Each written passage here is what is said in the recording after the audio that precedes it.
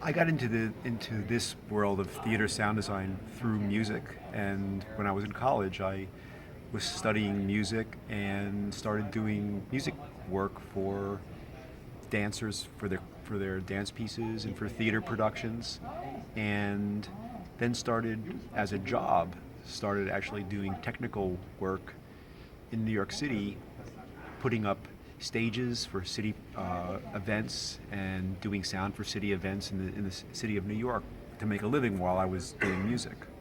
And I started to combine those two things together into doing specifically sound for other musicians, and then started doing recording work for other musicians, and started doing more and more theater sound as well as live sound. Um, I when I went to school, I didn't really have any mentors in this work because that this world didn't really exist as an academic world yet. But I had music mentors who made me understand a lot of stuff about sound. I studied electronic music when I was in college, and electronic music and audio have a lot of things in common with one another. And when I got out of college, I got a job with a person who did audio for what we call corporate meetings or industrial shows. And he was one of the originators um, of doing live PA sound, live sound reinforcement in the United States for big events.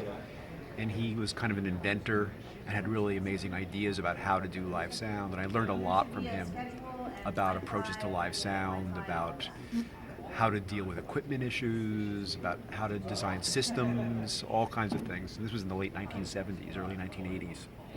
Um, so he was one of my mentors once I started getting into doing the sound work. But because I kind of started on my own, a lot of things I just kind of more or less figured out from scratch on my own. I didn't have mentors in the theater world doing sound work. I really just kind of was figuring it out on my own.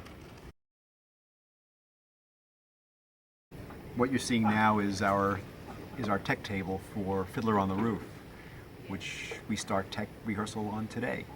And it's a classic American musical from the 1960s, one of the most popular American musicals from the 1960s.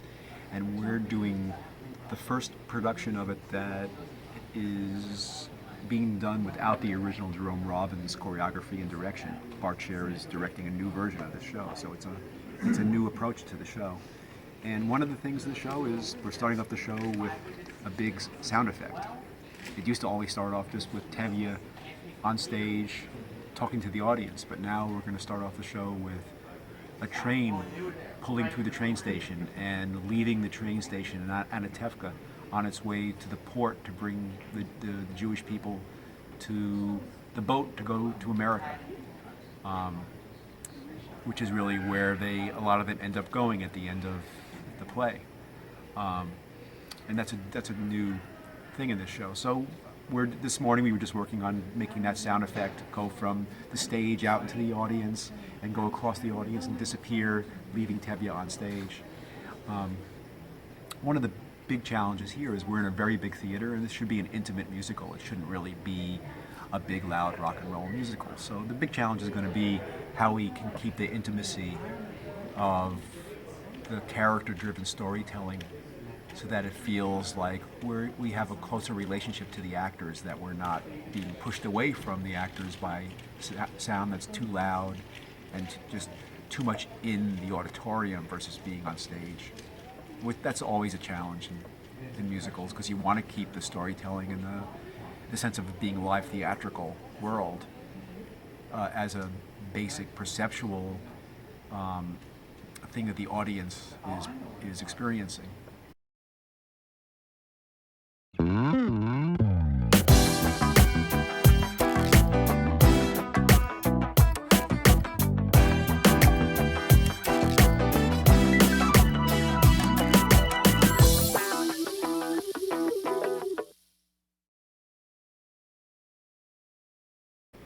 I think for anybody who wants to get into doing sound, the technology is only part of it. You have to be able to use your ears and trust that your ears are going to tell you what's right. So that means actually exposing yourself to being in situations where you can actually get in front of a console and bring up a microphone and listen to what a sound system sounds like and understand how to actually make a room sound good.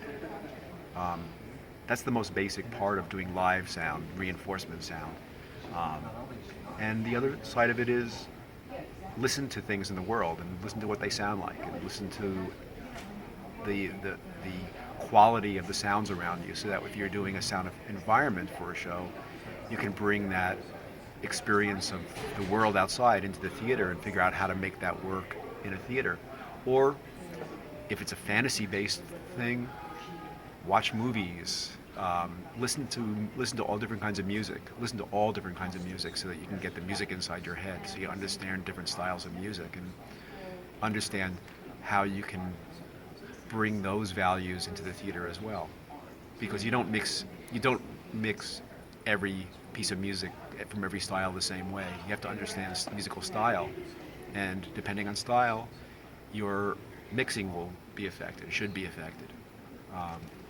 So use your ears and don't rely on the technology, rely on your ears, and don't worry about having to have fancy new technology. If you have a small analog console with a couple of speakers and maybe one delay unit and some reverb and a couple of EQs on your console, you should be able to make a show sound good the way we used to make it sound good 30 years ago. If you start there, it's going to inform everything else you do in all the other fancy worlds that you get into, doing digital technology and all kinds of fancy new digital control.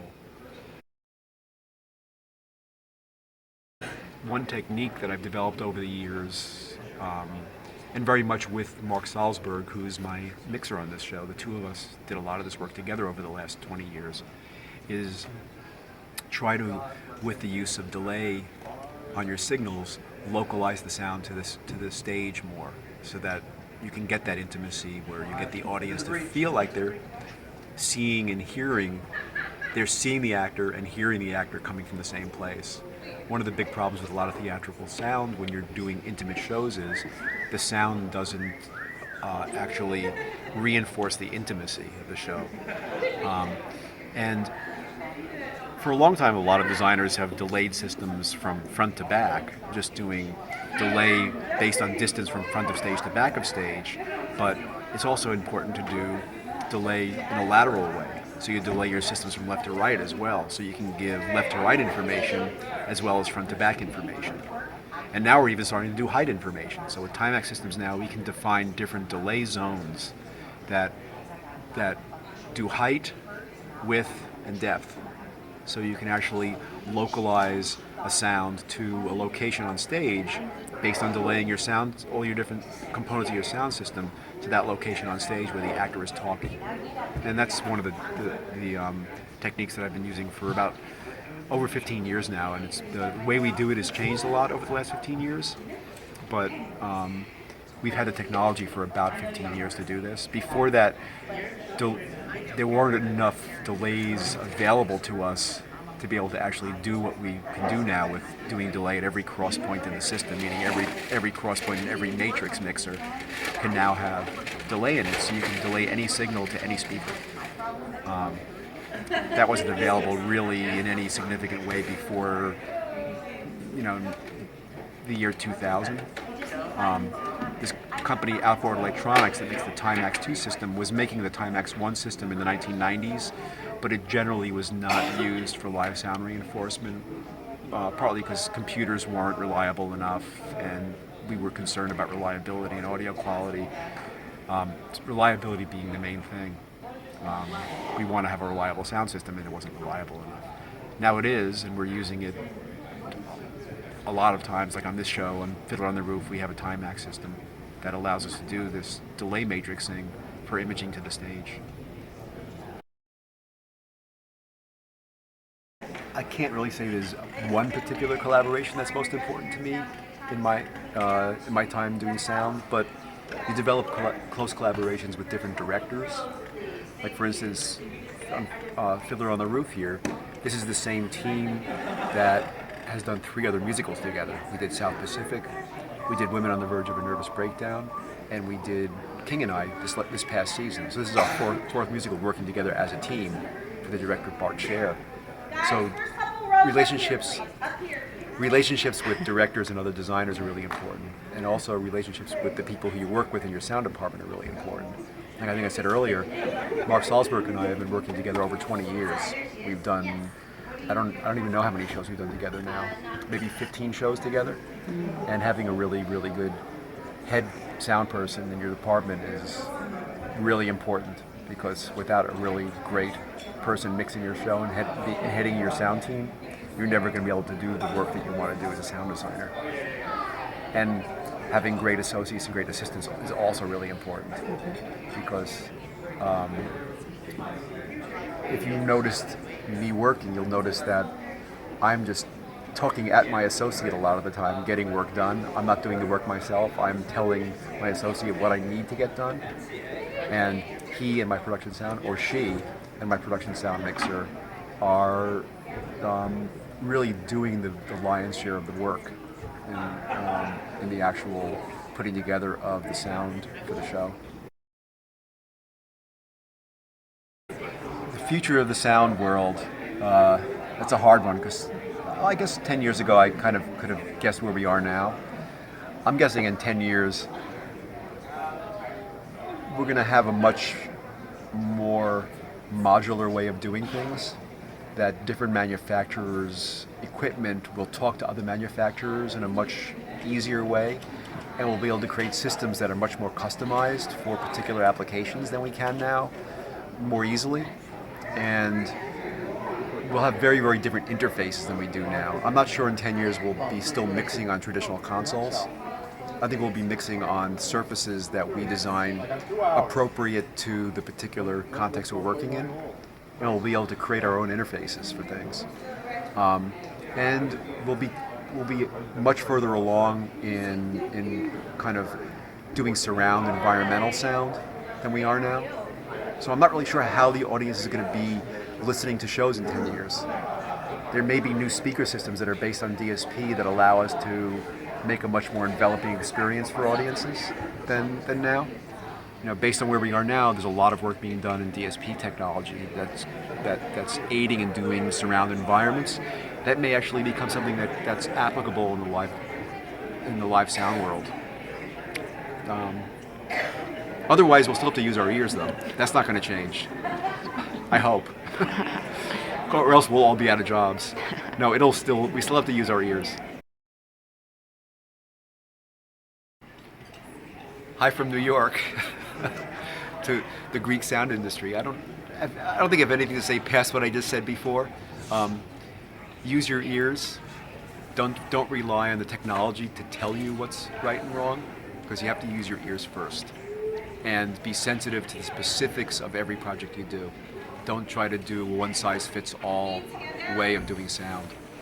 Make sure that you're always thinking about what that particular project needs and that particular acoustic environment needs.